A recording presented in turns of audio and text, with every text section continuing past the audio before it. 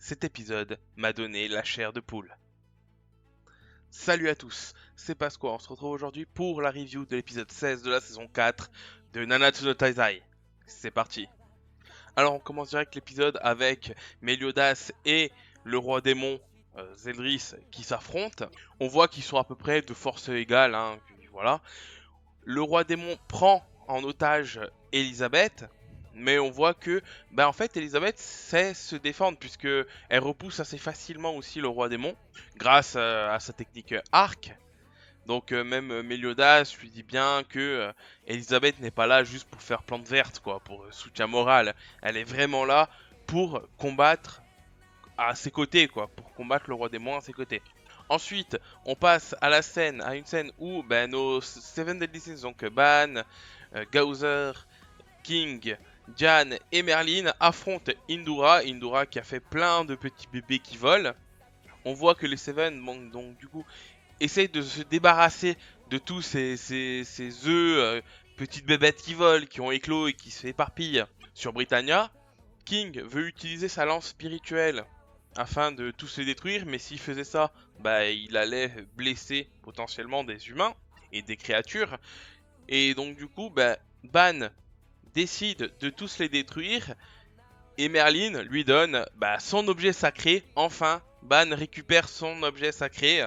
Et là, on apprend dans la bouche de Merlin que son objet sacré est extrêmement puissant puisqu'il permet une concentration exceptionnelle pour qui la manie.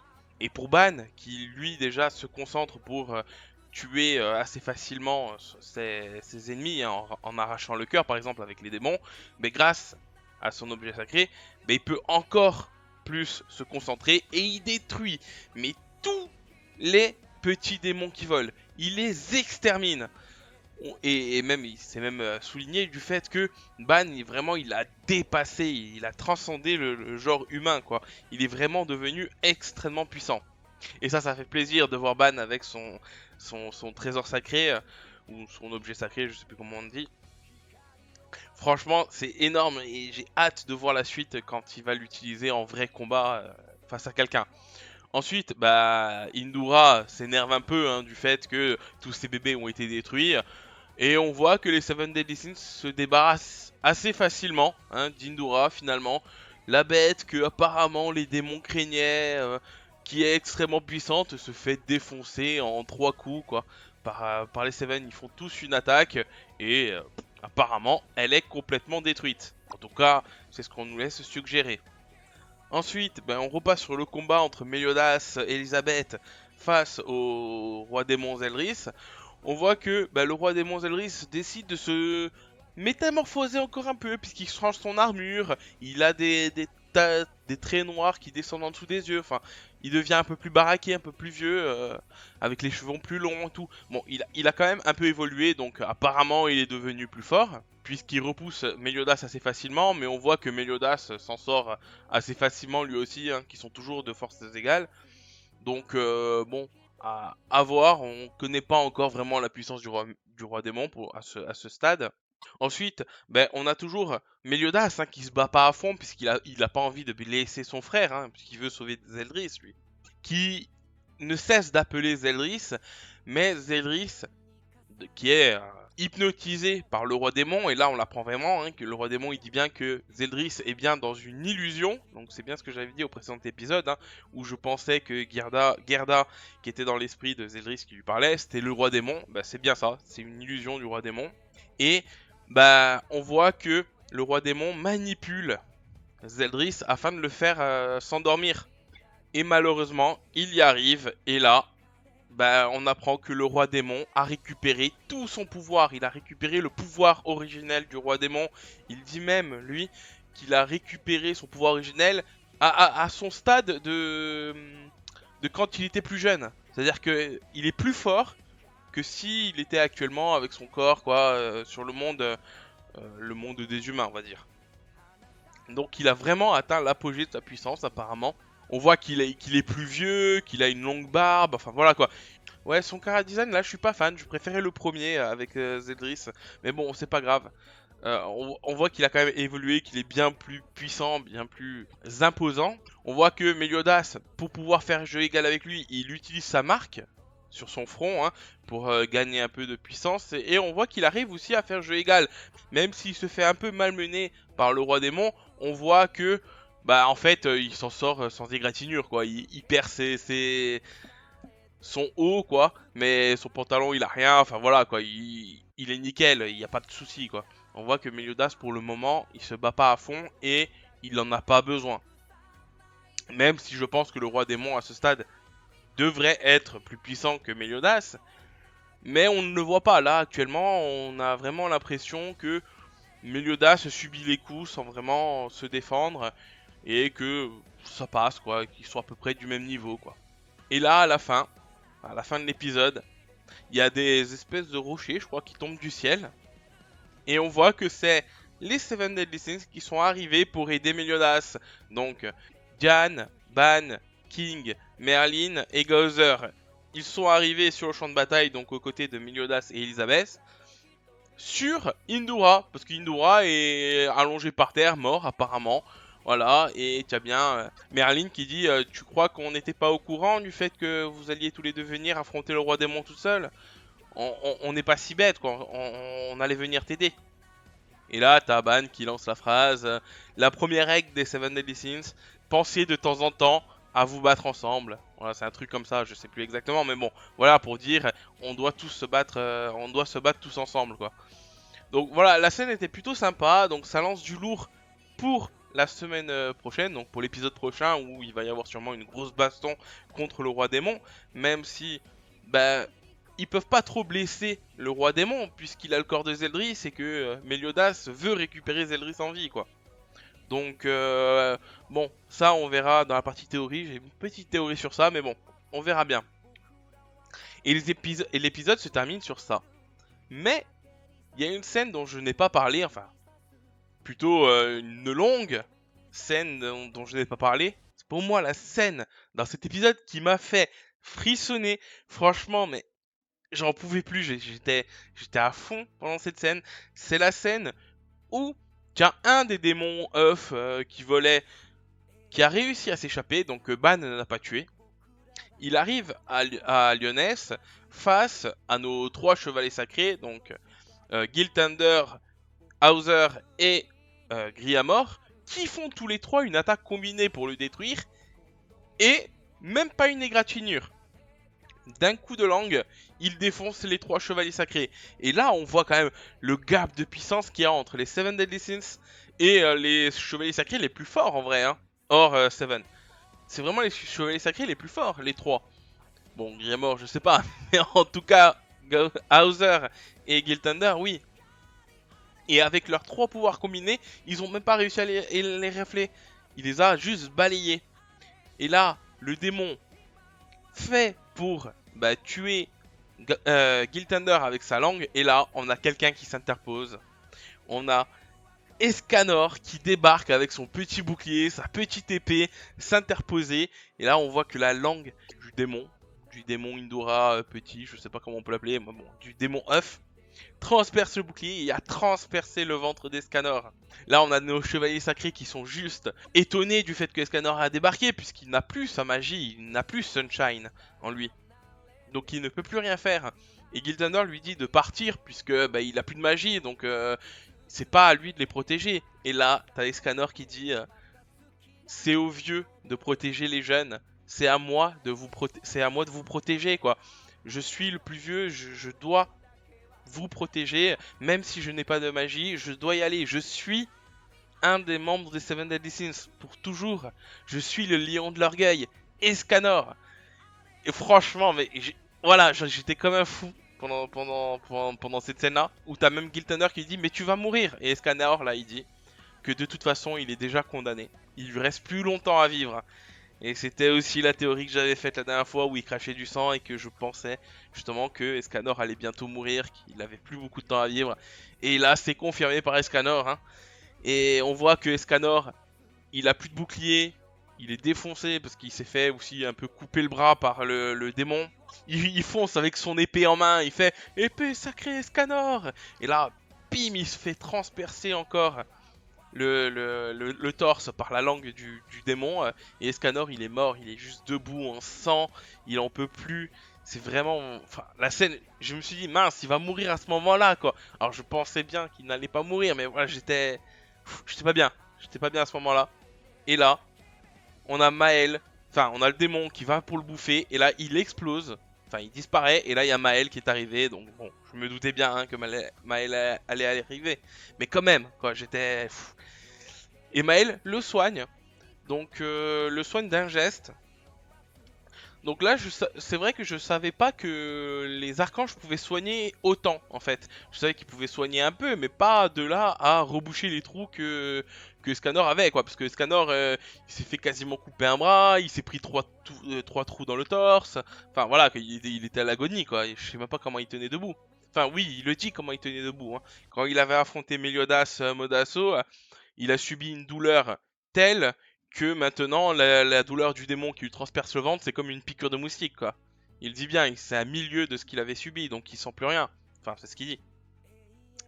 Donc, donc je savais pas que Maël avait ce pouvoir-là, que les archanges avaient ce pouvoir-là. Je savais qu'Elisabeth, elle avait, mais je pensais pas que tous les archanges l'avaient. Je pensais que c'était un pouvoir propre à Elisabeth. Donc là, ok.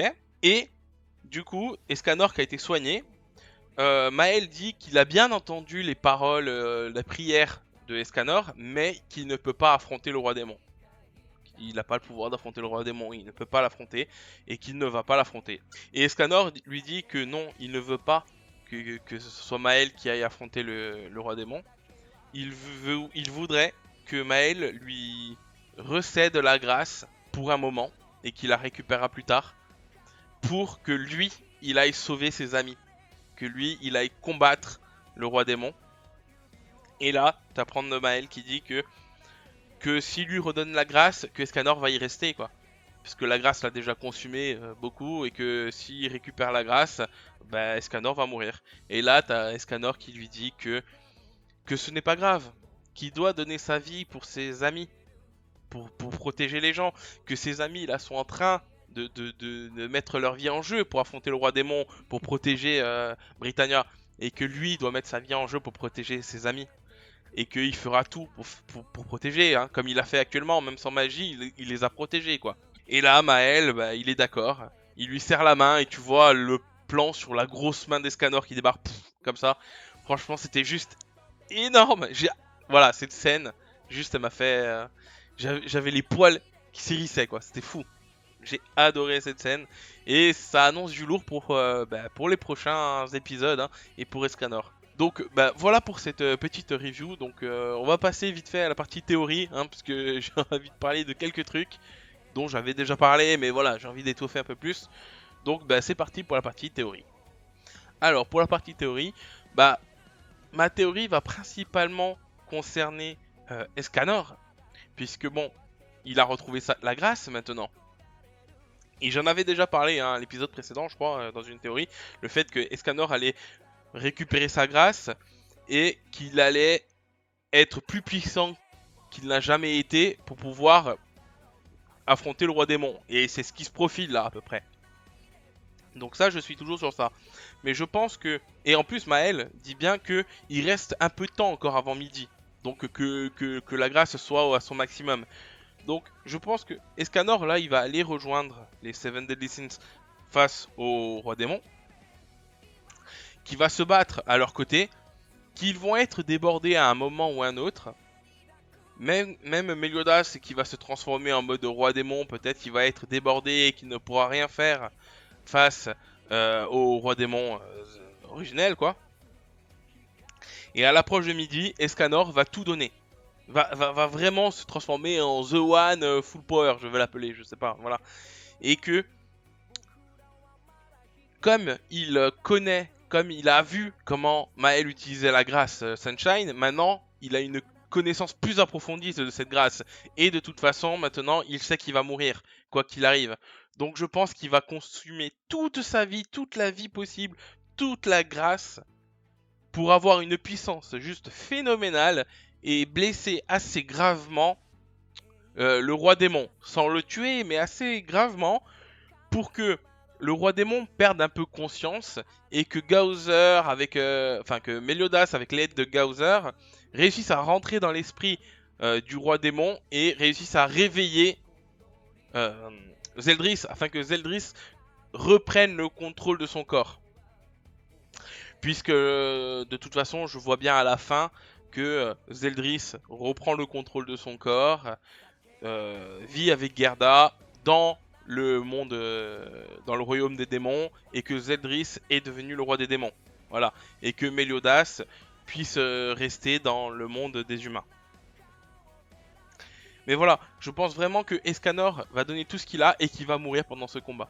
Voilà, qui va vraiment sacrifier sa vie afin de sauver le frère de son meilleur ami, quoi, Meliodas, et de sauver ses amis.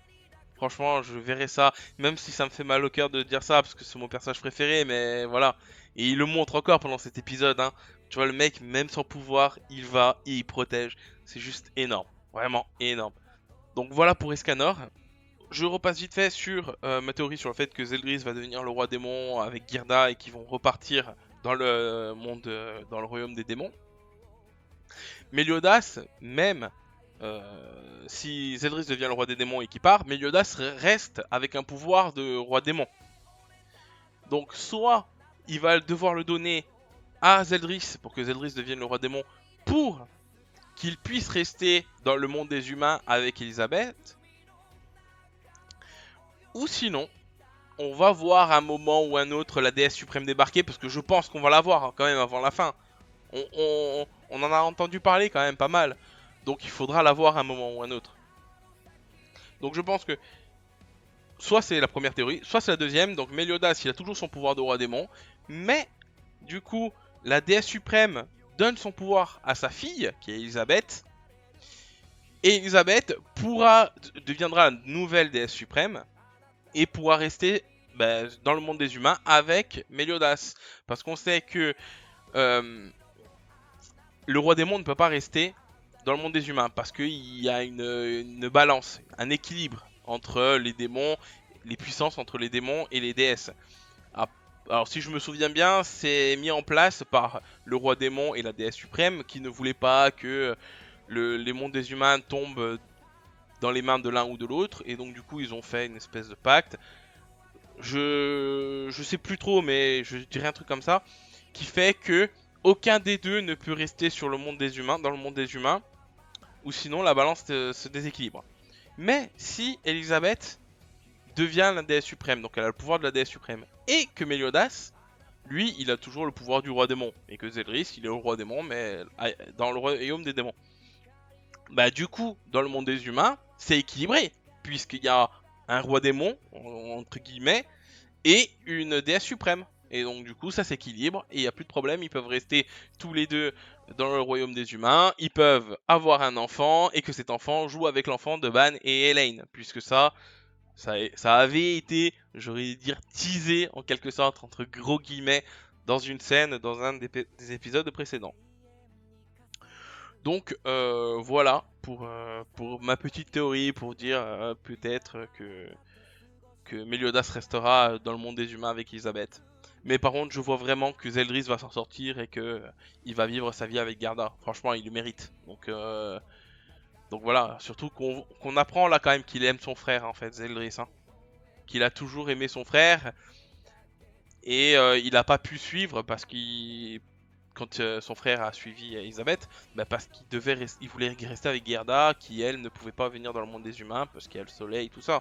Donc voilà, c'est vraiment, enfin voilà, je verrais une belle fin pour Zeldris. En ce qui concerne Escanor, j'avais oublié de dire quelque chose. Alors j'avais dit, enfin tout à l'heure, j'ai dit que pour moi il allait mourir Escanor. Mais c'est vrai que on m'a fait remarquer que potentiellement, vu que il y a Elisabeth et King dans l'équipe, peut-être que tous les deux pourraient sauver Escanor. Même si j'ai du mal à le croire, parce que c'est quand même une grâce qui a détruit Escanor de l'intérieur en quelque sorte. Hein, voilà. Ça pourrait potentiellement être possible que King crée un cocon et que Elisabeth aussi pour soigner Escanor et que faire en sorte que Escanor vive sans sa grâce, puisque la grâce il aura sûrement redonné à Maël. Mais potentiellement ça serait possible, surtout qu'il y a aussi Merlin qui connaît la magie des déesses et des mondes, donc potentiellement elle aurait des sorts pour sauver Escanor. Même si j'en doute un peu, parce que pour moi, si elle avait des sorts pour sauver Escanor, je pense qu'elle est au courant que Escanor est mal au point, et que si elle avait un moyen de le sauver, je pense qu'elle aurait fait, quoi. Après, je peux me tromper, peut-être qu'elle est pas au courant, mais bon, voilà, je doute qu'elle ne soit pas au courant. Après, elle a toujours sa magie aussi. On avait fait remarquer qu'elle avait toujours sa magie infinie. Donc potentiellement, elle pourrait bloquer le temps d'Escanor et que Escanor ne vieillisse pas, donc il ne meurt pas comme elle, quoi. Mais du coup, ça le rendrait immortel. Est-ce qu'il vivrait immortel? Est-ce il vivrait éternellement avec elle? Peut-être, même si lui, on sait qu'il est fou d'elle, mais que elle, on sait pas trop. Parce qu'elle laisse pas vraiment transparaître d'émotion envers Escanor. Donc je sais pas, je sais pas, à voir. Mais mais ouais, ça me fait un coup quand même de me dire que Scanner va potentiellement mourir. Mais bon, on verra bien. C'est vrai que j'aimerais bien un happy end pour Escanor. En vrai, j'aimerais bien que Escanor finisse avec Merlin. Merlin, elle est immortelle, mais peut-être qu'elle rendrait Escanor immortel et voilà. Franchement, c'est vrai que j'aimerais bien. Mais bon, là, tout ce qui se profile, c'est la mort d'Escanor, quoi. Mais en tout cas, s'il meurt, je veux que ça soit grandiose. Vraiment. C'est en mode. Mais bon, voilà pour cette review, pour cette théorie. Je sais pas quoi dire à part, j'ai été juste, je sais même pas trouver le mot. Voilà, la scène avec Escanor, j'ai juste trouvé ça énorme. J'ai pas de mots pour le coup. J'ai vraiment adoré cet épisode et je trouve ça quand même fou pour un animé qui n'a pas une technique d'animation folle, hein, parce qu'on on voit bien que Nanatsu no Taizai, depuis la saison 3, c'est pas top top, même si cet épisode est quand même un peu plus haut que les précédents, au niveau animation, tout ça. C'est vrai que c'est pas l'animé qui fait le plus gros effort sur ça, mais quand même, elle procure des émotions de fou, quoi. Que ça soit avec enfin, la mort d'Elisabeth, entre gros guillemets, hein, ou en tout cas on pensait, et bah, le passage avec Escanor, avec les paroles d'Escanor et tout, vraiment, moi j'ai été touché, c'est vrai. Voilà, et j'ai hâte de voir la suite, de voir ce qui va arriver à nos héros, quoi. Donc, donc merci d'avoir regardé cet épisode. N'hésitez pas à commenter, à me dire ce que vous avez pensé de cet épisode de Nanatsu no Taizai, hein. Je suis curieux de savoir ce que vous en avez pensé, de faire vos théories aussi dans les commentaires, de liker, de vous abonner pour pas rater mon nouveau concept, hein, que j'ai commencé déjà à mettre en place, puisque celui-ci c'est une fois par semaine, en tout cas je vais essayer de vous présenter un animé sans spoil, c'est-à-dire que je vais parler juste du début, faire un synopsis, de dire ce que j'en ai pensé, tout ça, pour vous faire découvrir des animés pour potentiel que vous n'avez pas vus, et voilà. Donc n'hésitez pas à vous abonner pour les voir toutes les semaines, si ça vous intéresse. Et moi je vous dis à la prochaine pour d'autres vidéos, d'autres reviews. Allez, ciao.